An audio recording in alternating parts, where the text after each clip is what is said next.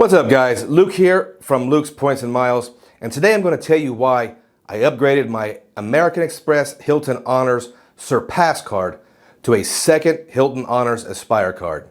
And with this one, I think I want to get right into it. If you are a fan of this channel, you know that Hilton is my primary hotel chain, and you may also know I have a couple different backups.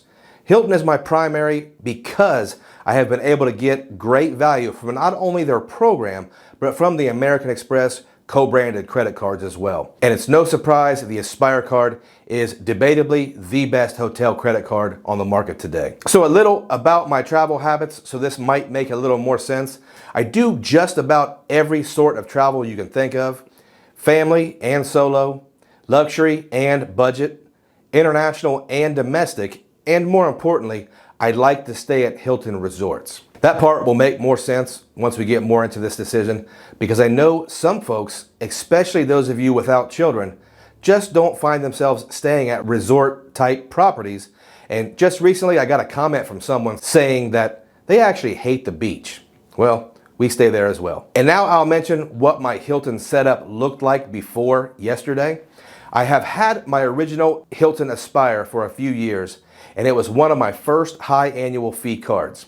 Last year, I opened the Hilton Surpass card, earned the bonus, and then continued to spend just over $15,000 on it for the free night certificate. I think it's important to mention that because I, one, can optimally use a free night certificate from Hilton, and two, I can put some spend on cards when it makes sense. And I'm someone that normally does not like to transfer Chase UR points or American Express MR points to hotels, because I can get much higher value on high-end airfare and aspirational flights. I've dedicated quite a bit of time learning the transferable currency game, and I like to use those for flights, and I like to use co-branded hotel cards for stays at Hilton, Hyatt, IHG, and even Choice Hotels. But I digress.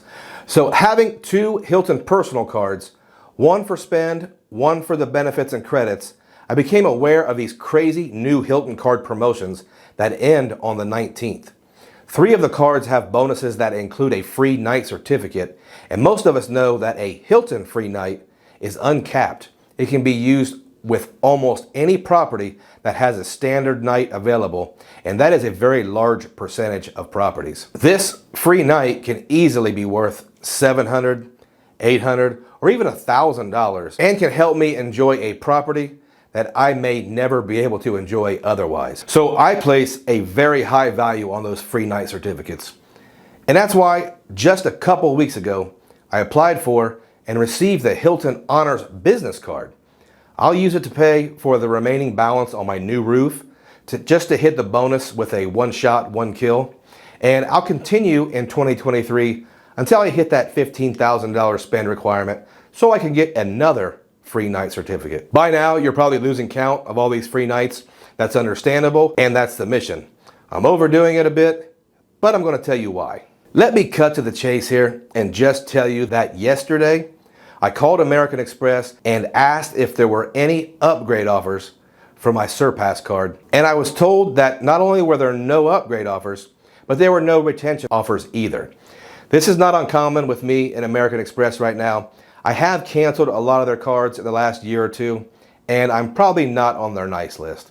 So I decided, even with no upgrade offer, to product change my Surpass card to a second Aspire card. The biggest factor was that since I'll be spending on the Hilton Business Card, the Surpass would be a $95 bookmark. I won't use it at all in 2023. So changing it turns it into something I would very much value, and now we can go over just what type of value this second card will bring. First off, the card comes with a $450 annual fee, and yes, that is substantial. I understand that is more than some folks will want, and when you double it, it probably sounds excessive, until we take a look at what kind of value it's going to offer. The format I'm going to use is I'm going to go over the benefits of the card, and I'll mention the value it holds as a second card. This will likely make more sense once I begin. This is a benefits and credits card, not exactly a spender, so the earning multiples besides the Hilton Hotel multiple is just not worth mentioning. The card earns 14 times Hilton Honors points on purchases with Hilton properties. This is substantial, and you'll see that when we combine this with the earnings from status. But having a second Aspire does not change this bit, so no added value here. But let's talk about these credits. First things first, the Hilton Aspire comes with a $250 Hilton Resort credit, and let me be super clear, this benefit is every card year.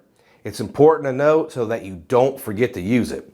This credit is pretty much good for any expense at a Hilton Resort, including the room rate, food, adults, poolside beverages, you name it. A quick Google search of Hilton Resorts will reveal a ton of properties that the credit will work at, and I know I have heard some folks say they don't stay at these types of properties, but for me, I will stay at 2 a year, no problem.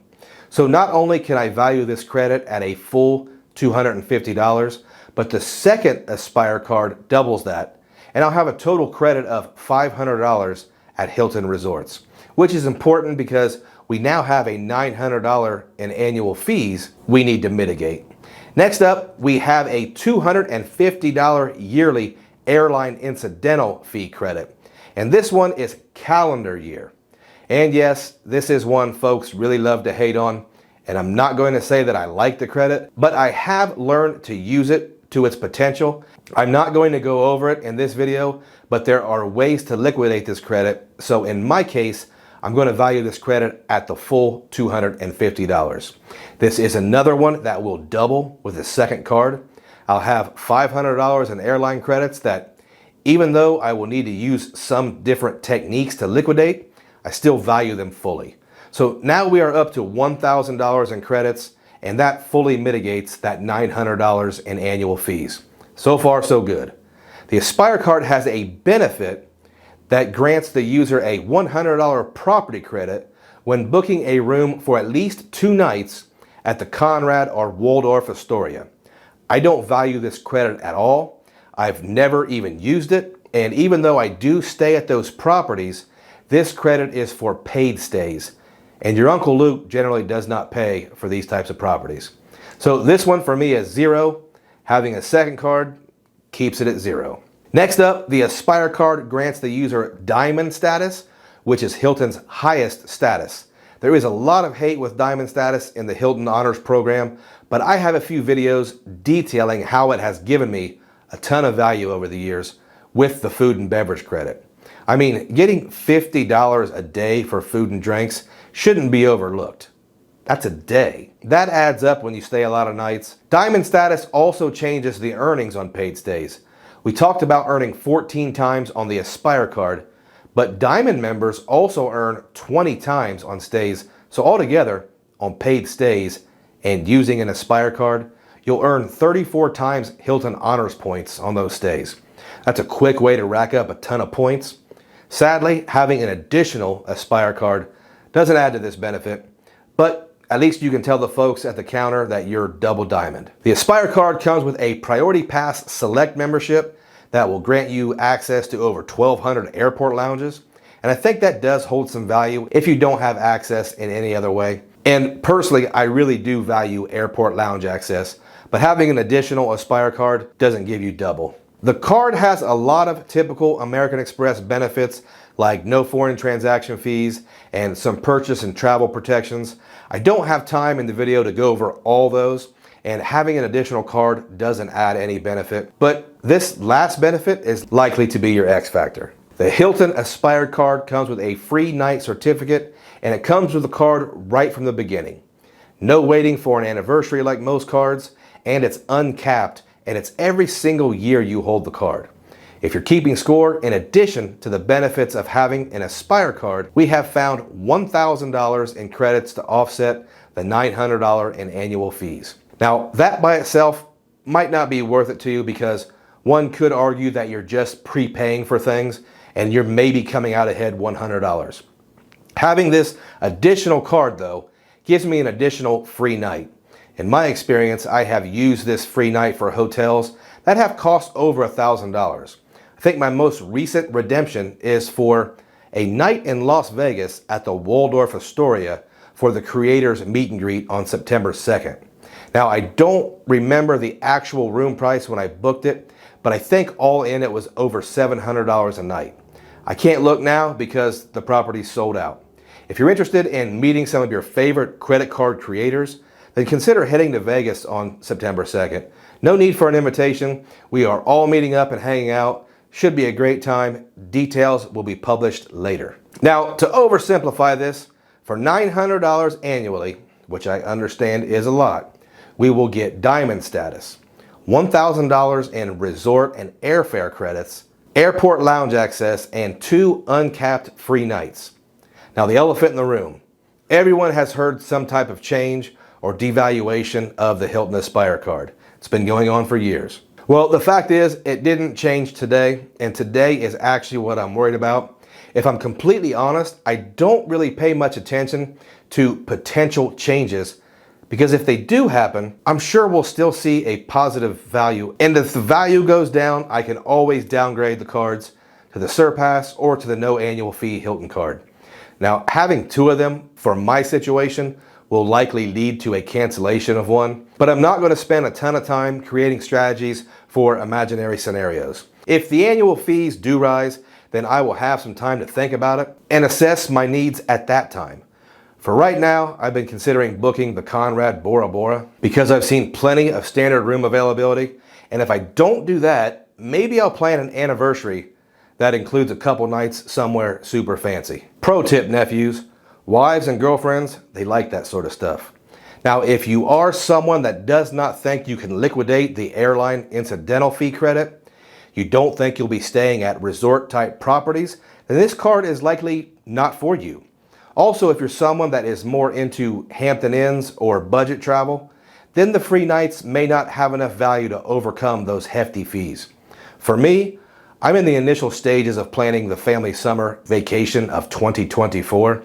And I plan on accumulating enough Hilton Honors points for at least 10 nights somewhere. And I plan on a smaller trip sometime in the next year with just me and the lady.